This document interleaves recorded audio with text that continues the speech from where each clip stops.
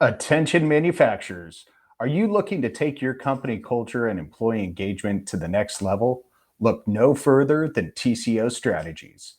We offer comprehensive company culture assessments, employee engagement surveys, and leadership development programs designed specifically for manufacturers like you.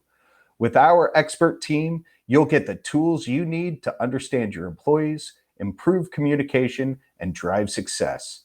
Don't wait. Invest in the future of your business with TCO strategies today.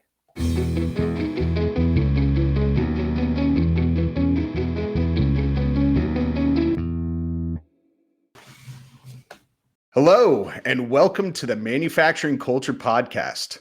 Are you ready to embark on a journey into the soul of the manufacturing industry? Look no further. We're your ultimate source for thought-provoking discussions and expert insights about the culture in the manufacturing world. I'm your host, Jim Mayer, and today's guest is a true veteran of the game, Jim King, the president and CEO of Okuma America. With over 4 decades of experience in sales, marketing, and product development, Jim has a wealth of wisdom to share. Jim currently serves as the president and COO of Okuma America, having been named to the post on April 2011. He originally joined the Okuma organization in January 2010 as the senior vice president of sales. Before joining Okuma, Jim served as the director of channel management for Siemens Industry, based in Alpharetta, Georgia, vice president of sales and marketing for Nematron, based in Ann Arbor, Michigan, and director of business development for SourceAlliance.com in Raleigh, North Carolina.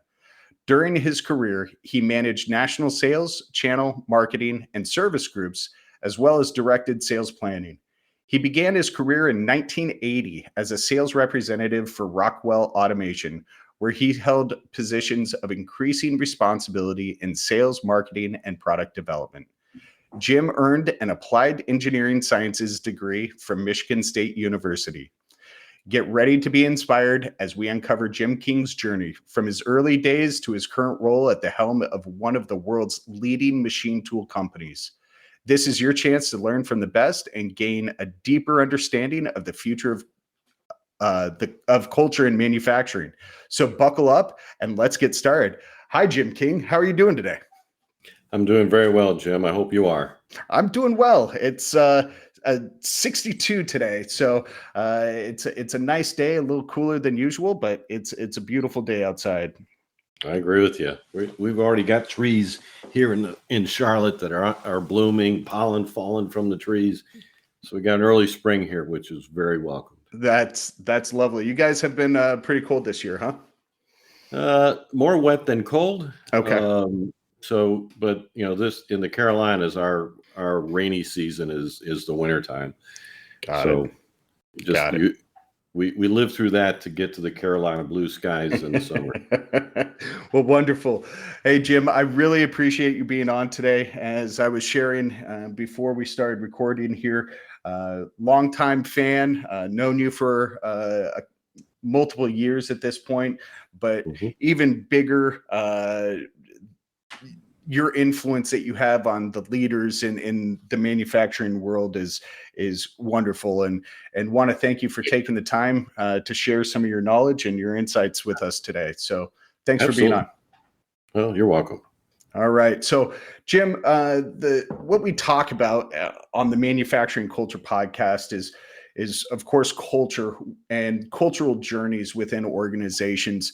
Today we're going to talk not only about your journey, right? So when you started in 2010, where was the culture? Where was it when you took over as COO? Where is it now? And where do you want to get it to in the future? But then also let's talk about how Okuma and technology in general can help shape culture within a manufacturing company, and what that looks like. And then if you've got 3 tips that you can share with our listeners on on things that you've done to incorporate healthy culture or initiatives that you've brought to the table and what the results are, that would be wonderful. Sound like a plan? Sounds like a plan. I'll throw you a little bit of a curveball because I think leading up to really how we operate today in Okuma culture, a little bit of a journey before I came to Okuma, if that's okay. Oh, please. I very much looking forward to it. Go for it. So, as you said, most of my career was in corporate America. Mm-hmm. And, and over the years since 1980, corporate America became very structured in their culture and I believe in many cases stifled the creativity and the culture of their companies. Yeah. And so when you really enjoy a culture and it gets locked down, throughout that time, I noticed the key things that turned my heart on from a cultural standpoint, that really led me into understanding the kind of cultural journey I wanted to be on. And when I got the opportunity to lead an organization. Got it. Wow. Okay. Yeah. Thanks So, for that background. yeah, because I think it adds a little context to where we are. Absolutely. When I came to Okuma, I would tell you that our organization fundamentally was very good. Our employees really did care about the company and about our customers. And what do you think led to that strength in culture and that belief from the employees before you even joined? Well, I would, those that know Larry Schwartz, the gentleman I took over for, Larry had a strong passion for manufacturing, and he really established, I would say, the foundation in which we worked with. Got it. Okay. And I'll also tell you, I think being in the South, it also helps quite a bit. I think Southern hospitality is alive and well. Yeah. So when I got here, we had a mission, vision, and value that I think was derived by a mathematician and a scientist. Got it. Just no one could understand it and or recite it. Yeah. And so the first part of our journey was, when I got here, is to reestablish our mission, vision, and values. Got it. I would tell you, Jim, that to me is the foundation of any strong culture. Without a doubt, I completely agree. And how did you go about that process of reshaping that? Well, first we went to our customers and we asked them, what did we look like to them? How do we service them? What are the things that they thought differentiated Okuma from their own suppliers of machine tools and other products? Yeah. We went to our went to our distributors and our own employees and asked the same set of questions. Interesting. And from that, the executive team got in a room, and it took us about 9 months to come up with one of the most simple mission statements I've had in my professional career. and that is, we passionately pursue a customer for life. Okay. I like it. And everybody can recite it. Mm-hmm. We anguished over every word. It was terrible. And then out of that really was the guiding light for us. And our vision was really to have engaged employees that are focused on exceptional customer service. Okay. And then the values, that was another, it was a lot of fun doing it because I think the values of our company really are on display every day. And they are on that because we do some things internally, but they're real simple. It's leading with a servant heart. Mm-hmm. It is valuing meaningful partnerships. And from your past life, you know what that's like with us. Yep. Commitment to quality, and then making it fun. And there's words underneath each one of these that define them in pretty good detail. Okay. And so, Jim, real quick, just to jump in, Yeah. how You said that this is a foundation, the mission, the vision, and the values. How are you able to connect each role or each position, each human that works for Okuma to those three foundations? So the first thing we do on a day-to-day basis, we have a piece of software we'll talk more about in the technology part, but it allows us to give digital high fives to anybody in the company. I like it. And so throughout the day, if someone does something really good for you, you give them a high five and it shows up on everybody's computer. And you can attach one of the four values to that high five. Very cool. Very cool. Yeah, and it just continues to reinforce that. I've asked all employees when they start a meeting, both internally and externally, we've got a one slide that has our mission, vision, and values on it. I asked them to show our customers and even your other employees that slide, and then attach a value to that meeting. That's amazing. That's amazing. And so it's just, and so every day everybody is hearing about a value and someone living our values and our culture. Yeah, that truly leads not only your internal staff to living the Akuma culture, but it also leads your partners, your customers down the road of living that Akuma culture themselves, which is fairly unique, I'd say, at least in our industry. Yeah. That's absolutely astounding. I like it a lot. Yeah. I'll tell you that when people come in, new employees, I have every employee that's here for 6 months, I have lunch with every one of them. Wow. And I sit with them and we talk about our mission, vision, and values. And I ask these employees who've been here for 6 months, are we living these values? Do you feel that are these on display in this first 6 months of your time with us? Wow. I've not been disappointed yet.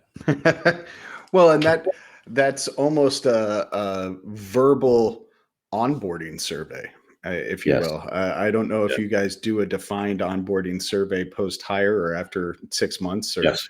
Yes. but just that verbal check in, that's a big deal, I'm sure, with the new hires. It is. And lastly, on the end of the year, we tally up all the employees that have gotten acknowledged for our values, and we give out 5 acknowledgments trophies along with a cash award that for each of those values at our Christmas party. Really? Yeah, so we give 4 out individually, and then we have an overall winner that has distributed or has exhibited all of our values on a consistent basis. Now, Yeah. are those people not only acknowledged internally, but do you put that on social media Oh and yeah, share with the world? yes. That's awesome. That's So awesome. it's so the whole idea is if you're going to have a culture and you're going to drive this culture, it's got to be part of the day-to-day how we live and breathe. And Mhm. it's got to be on display every day. And since we started this, and I do this every day with people, and I high five everybody that I can see them exhibiting these things. It becomes just one of those. It's like breathing now. Yeah. Well, that's change management, right? Yeah. That's creating and living it yourself. It's saying that you're going to do something like this is the easy part, but Right. practicing it yourself as the leader of the organization sometimes falls through the cracks in other places. So it's good to see you, taking the reins and leading by example with that. Yeah. How Tell us a little bit about what this has done for retention rates and the ability to find employees. I know it's a challenging world. It's Yes. an interesting world as far as finding the right people for the right seats. But how has this culture helped Okuma achieve your people goals? So first, the recognition of with the employees that I meet with on a 6-month basis, they compare us to other companies and say that, everybody here wants me to succeed. I can go to anybody with a question, and if they don't know, they'll find somebody. But I'm always, everyone is here to help me be successful, and that type of culture and values, it bleeds into people going to their brothers, their friends. I can't tell you how many referrals we have that come in here, where somebody was looking for a job and their best friend, they said, "You got to come work at this company. You've got to come here."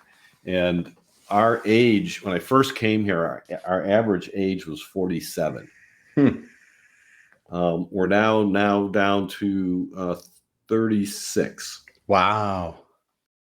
I've got a whole crew of 20 somethings, and right out of college, and they're loving life right now.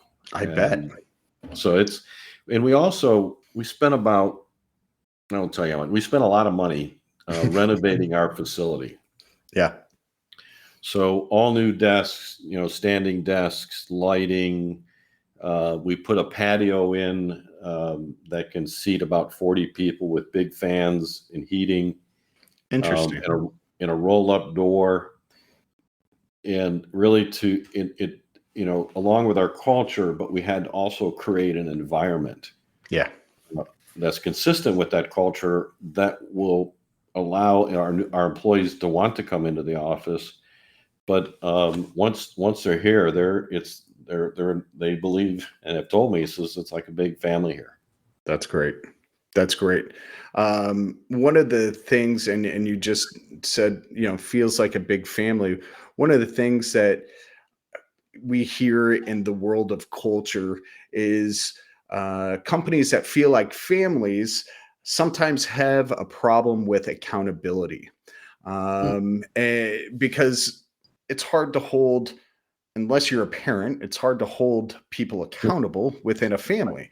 And so how do you cultivate that sense of family while still cultivating a sense of accountability, not only of each other, but of oneself? Yeah, that's a great question. And I'll tell you that at times we do fight that. Okay. And it's because people, they don't want to get Bob in trouble. Right. And what our organization has done is we've invested in our managers with an organization called the Center for Intentional Leadership. Okay. Here in Charlotte, and really teaching our managers to be intentional about what they do and how they manage their employees. Wow. And it's in investing the money in these trainings and in the things that I do with the management, the next level down below my VPs, is the accountability is not a penalizing, but an education moment. Sure. Good. For our employees. And it's we don't penalize people for doing the wrong thing. We have a sit down and say, okay, help me understand, and how do we get better? Yeah. Let's not talk about the infraction, but talk about how do we get better? Sure. And but you are right. When you create this culture, there are moments in time where you sit back and you go, boy, I wish they would have said something. Yeah, that tends to be a challenge, but it sounds like you're doing the right thing in investing in that cultivation of leaders, right? And making sure, because we see it all the time in this industry, and I've mentioned it on the podcast with other guests. Somebody is a great individual contributor, whether in a shop that's an operator or machinist, in your case, salesperson or marketing person or whatever the case may be, and the person in front of them resigns or retires or passes away, and all of a sudden they're elevated to that leadership position with zero leadership training. Right. And so it sounds like you're taking the steps to do that. How do you identify, Jim, that future class, that future leader within Okuma? Well, we have a young woman that works for us that is our talent development. It's a part of our HR department. Okay. So we've invested in talent development. We call her talent development partner. Mm-hmm. And her whole role and responsibility in the company is to help us develop our employees. Wow. But part of that is succession planning. And I've been doing succession planning my whole life. In all the companies I've worked for, I'd say corporate America does that better than the small companies. Absolutely. So, bringing that into the company, the only reason I got into this job is because they didn't have anybody underneath Larry. Right. I thank Larry for that. Every time I see him, I thank him. But I have been, since I got here, I've also been on a mission to identify through succession planning those individuals that are showing potential for leadership. Wonderful. And in that, once they're identified as potentials, I will set up a mentoring with them and identify them, and we'll pass them around to the executive team to mentor. Oh, wow. And then we will have them through Stephanie, work with Stephanie on what types of training skills they need to go to in order to continue that journey in leadership. Wow. That's amazing. And so talk about, that's wonderful on the leadership side. Talk about some of the investment you make in the people of Okuma who might not be leadership potential, but also want a career path, right? Not just a job, they want that career path. So inside of our organization, we have every employee has to have a certain amount of enrichment training. Interesting. Okay. And each department is ranked and judged on their ability to get training for their employees. Mm-hmm. So part of the review process is identifying those employees and kind of what do they want to do. If they're in position and they're happy, but they don't want more responsibilities, but they want to be part of another team, cross-functional. We identify that in that process. Mm-hmm. We have a black belt here at Okuma, so we train people. We've got a bunch of green belts, and we do let people that don't want leadership positions expand their ability and become a green belt and run projects for us. Wow. That's a really big deal. I don't know if I've come across a lot of organizations that provide that kind of opportunity and have that capability in-house. How did you come up with that program? Actually, the guy that is the black belt, we had some problems within I'm going to call them process problems within our warehouse and our manufacturing. Mm-hmm. And he got certified as a master black belt. I think there's a term for it that he can teach. Okay. And he came to me and he said, Jim, we've been wrestling with these problems for 10 years. And he said, how about if I train some of the folks at Okuma in as green belts, and I'll coach them through the process of creating a lean project. And it was a lot of fun to see it. And that was pre-COVID. Now we got to get it restarted now that COVID passed us. But it gives employees that it gives them an opportunity to, one, learn something really new, and then two, to be involved in a cross-functional group, Sure. meet new people, get different perspectives about the company. Pretty, and for us, the benefit is we fix things. Yeah, absolutely. You can fix things as they come up, and not only be just reactive, but almost proactive, and visualize them coming down the pipe. Yeah. That's great. So what's the future of Akuma's culture look like? Where do you want to get the culture at Akuma to? Well, when I think, for me, the culture is I'm happy where it's at. Okay. In the tweaking that we're doing today, and this is where technology comes in. We've gotten in. We've always struggled with. I'd say our biggest struggle has been how do we do performance reviews? In many cases, in most companies, performance reviews were a 4-letter word. Yep. And people did them. They put them in a drawer and never seen again to 12 months later. Absolutely. Absolutely. So we as a group got together, and Stephanie, my talent development partner, she found a piece of software called 15.5. Great software. Yep. Absolutely amazing. Yeah. And I'm plugging it because it allows us to do high fives, check-ins, take the pulse of the organization. And the performance management is just an amazing tool, and all this stuff links into one another.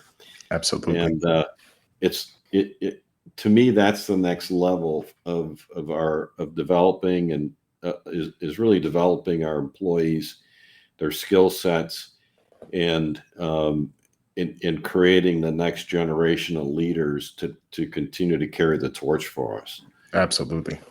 And these tools, these technologies, and like, the software, it's an amazing tool that can help us really understand the organization better, and really the health of the organization. Yeah. And I'm sold, and I'd say that's really the next stage of where we take our cultural journey, is really on how do we get people performing at their peak, and at the same time enjoying what they're doing. Yeah. Perfect. Yeah. 15.5 is by far one of the most robust software tools that I've seen out there that helps with these cultural issues, right? And it's out of the box, just off the shelf, absolutely wonderful. And you talk about performance reviews, and you're absolutely right. People throw them in a file cabinet, or at worst, they don't even like having those difficult conversations because they haven't been through that training to be able to have it, right? And how is somebody going to get better? Jim, one thing that I talk with clients about is separating the review from compensation, because whenever I have done reviews, and compensation is part of the same conversation, employees tend to just flip to that last page, look at what they are getting as an increase, close the document, and then literally tune out for the next 30 to 45 minutes, however long the review takes. How do you operate in that space? They're totally disconnected. Awesome. Our performance bonuses are around the performance of the company. Yep.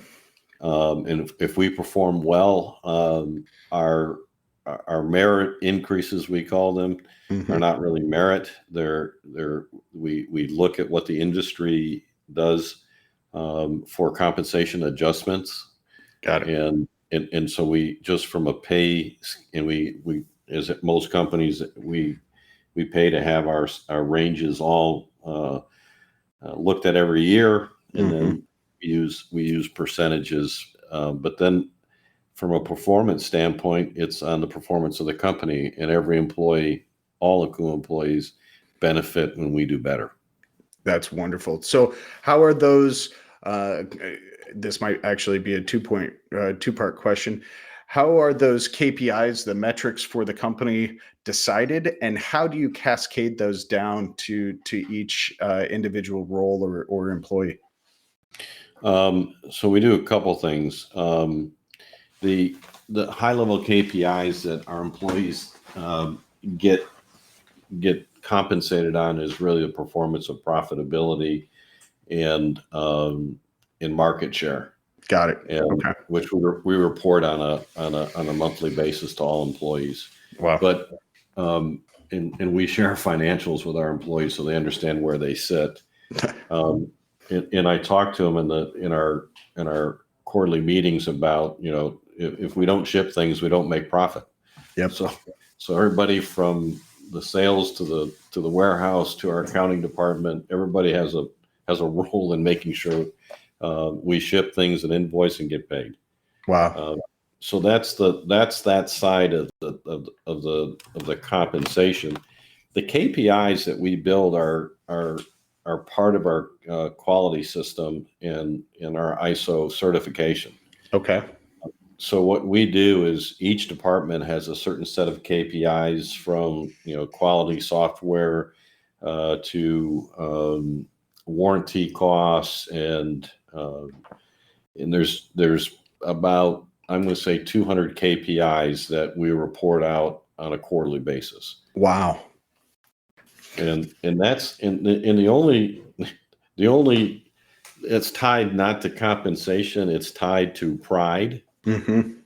Because they all have to stand up in front of their peers and go through their KPIs and explain to them why their KPI has turned red this month. Wow. That's powerful.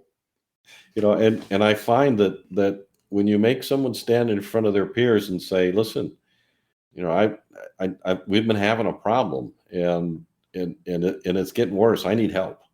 Yeah. So it works. At least for us, it works. Well, and I like the idea of tying it to your certification, tying those KPIs. That's a unique take, but it makes a whole lot of sense because that's how the certification's measured. So why not tie the KPIs of individuals to that cert itself? I like it. Your ISO is procedures. So a lot of our procedures of manufacturing and qualifying tools and everything else, but part of our QMS is these quality of software, quality of production, quality of our sales organization, market share. That's all part of our QMS strategy. Wow. I like it. I like it a lot. Shifting gears here a little, Jim. Sure.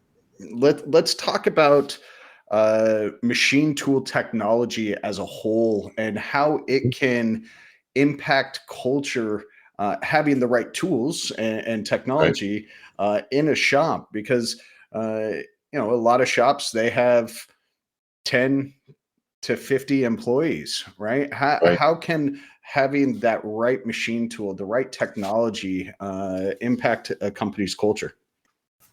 Well, the fun part of our culture and how it extends out to our customers is, I'll tell you that there is a good number of our customers are personal friends.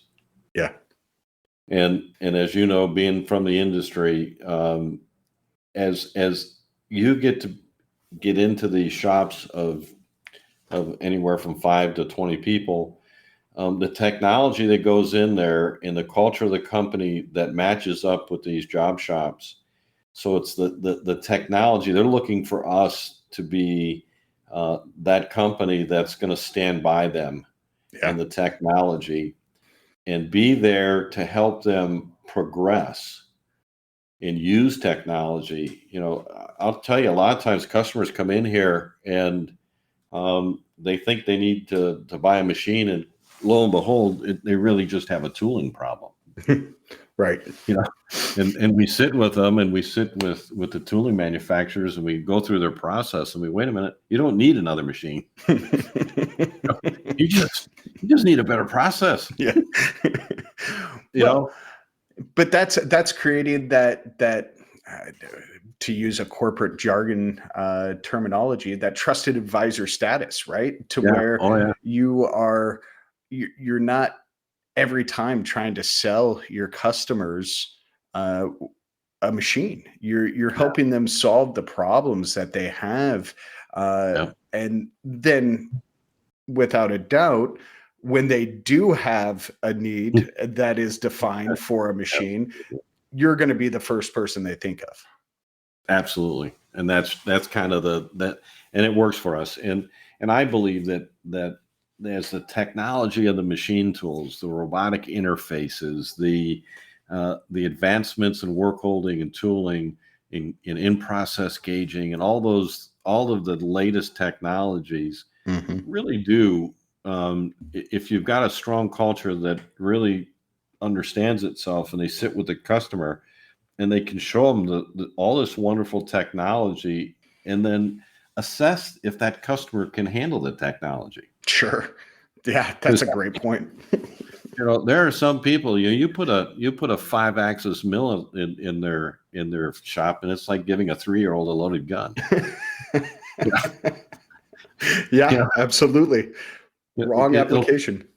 yeah, and so, I believe today more than ever, more and more job shops have become so much more sophisticated Yeah. than 10 years ago.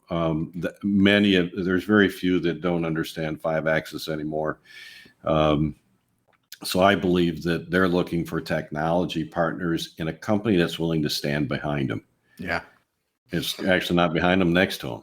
Yeah. And that's that when your mission is to passionately pursue a customer for life, you're taking the technology, the machine tool, and our partners to that customer, and we know that we want to come back tomorrow. Yeah. Absolutely. Now, you just said something that's pretty powerful, and I agree that shops are more technologically advanced today than they were 10 years ago. What do you think has led to that? As a quick side note, is it the youth coming through? Is it forced to these shops to adopt technology? What do you think has led to it? I think, as over time, I think that the companies have looked at, how can I compete against everywhere from Mexico to Asia, Yeah. and if I can chuck that part and finish it complete, and not have it move around my shop between 3 different ops, Yep. I can my shop cost goes down, Sure. and Makes total sense. so I think what's happened is more and more companies have said, we've talked about 4-axis for how many years, Hmm.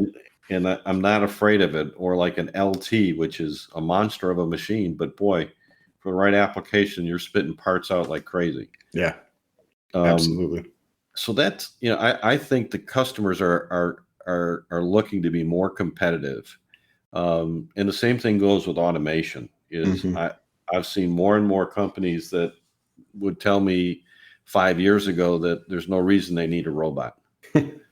And today they're buying these roll up robots, I call them, that they roll it up to an existing machine, and it becomes a robot tended machine in a couple days. Yeah. And Jim, what does that do for the culture of a shop, right? Because Yep. 10 years ago, even 5 years ago, you heard people saying, well, I don't want to bring in a robot because that'll eliminate jobs, right? Right. Talk about the people side of robotics and and automation.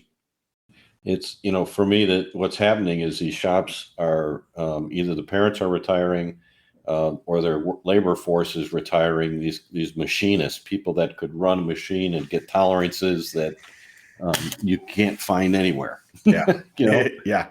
and now you've got a guy coming into your shop from Radio Shack, and, and they're realizing that I still need people to keep the machines clean, manage the chip control, and maintain the machine in an automated environment. Because just having an automated machine, there's still resources it takes to make sure that that thing runs 24/7. Absolutely.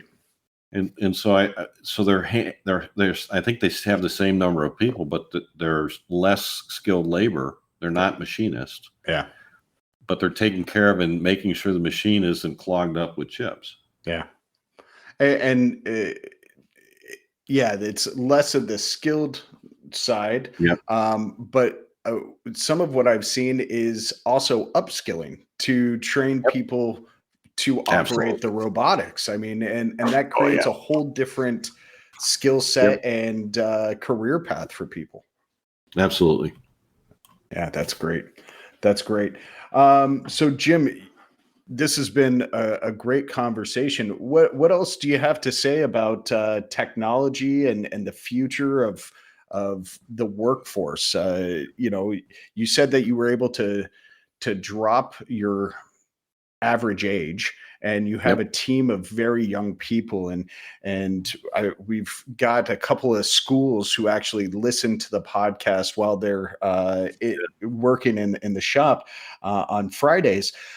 What do you think of the future of manufacturing and workforce development? How were you able to drop that age, and what's the future look like? A couple things. One, we've kind of resigned ourselves to the fact on our service technicians and even our application engineers. We started an apprentice program. So we try to put about pre-COVID 4 people on each side through the apprentice program. Wow. We established a relationship with Rowan Cabarrus Community College. Great.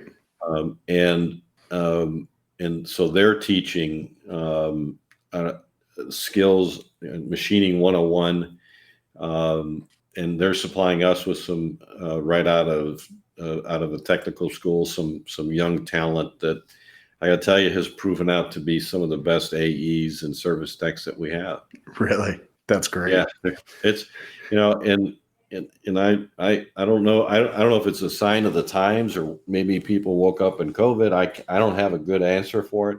But what I'm seeing is there's a lot of people understanding that going off to 4 years and getting a degree in racking up a significant amount of debt versus really getting a job that you can make really good money at in 2 years and not be in debt.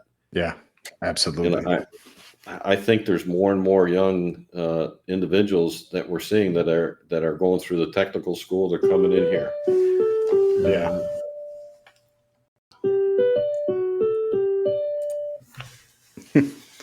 I don't know if you heard.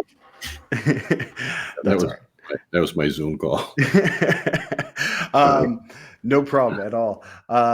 Jim, with those young people, one of the challenges that I hear a lot is parents. And so how do you have a unique message that you use or that the industry could adopt in addressing the change of the perception that parents need to have of our industry? I have to say, Jim, I don't have a secret silver bullet for you. Okay. I don't. We do the manufacturing day. We have employees that they at the local tech schools and local high schools come in, and we not only show them the AE and the service and machine side of it, but we also highlight the accounting department, the HR department, shipping and receiving, in all aspects of our business. That's great. And so, the message to everyone that comes in here, or these young individuals, is this is not this in a machine shop. It's not only running machines. They've got to have front office people. They got to have back office people. Absolutely. And if you get them in here, a lot of our service technicians become some very good application engineers. Yeah, absolutely. And so, that's the other message I think to manufacturing is that don't think of us as just running machines. Mm-hmm. Think of us as corporations that have a front office and back office, and get in and as I say, once you get the smell of coolant into your nostrils, I think it rewires your synapses. It really does. And you just get sucked into this industry. It really does. I'll tell you, the first time I ever walked into a machine shop, that was a smell I'll never forget. And that coming from a guy who was in construction Yeah. and then walked into a machine shop for the first time, the smell of coolant, it gets into your blood. And I can't walk away from the industry even if I wanted to. It's just there. It's you. Once it gets you, you're hooked. Absolutely. Absolutely. It's a lot of fun. Absolutely. Jim, any parting comments, thoughts for the listeners of the show here? I think manufacturing in itself has always brought back our economy. We've always, when you look over history, in the darkest of times, manufacturing has helped the U.S. come back from recessions, come back from every other crisis, hiring people, producing product, and that's one thing that I look at for our industry that just is a given, and that people that want to have a lifelong career, manufacturing has always been there to help our nation. Yep, absolutely. I am rarely speechless, but that got me. So that's a great line and great sentiment. And thanks for sharing that. No problem. So, folks, that's a wrap for today's episode of the Manufacturing Culture Podcast. I want to extend a big thank you to our guest, Jim King, for sharing his thoughts and experiences with us today. Jim's journey and achievements in the manufacturing industry provide a valuable perspective on what it takes to create a thriving culture in the world of manufacturing. I hope that everybody out there has enjoyed this episode and have taken away some valuable insights and ideas for your own manufacturing organizations. If you have any questions for Jim or any comments about the episode, please feel free to reach out to us at manufacturingculturepodcast.com. Join us again next time for another exciting episode of the Manufacturing Culture Podcast, where we'll continue to explore the company cultures in the world of manufacturing. Until then, have a great day and keep making things.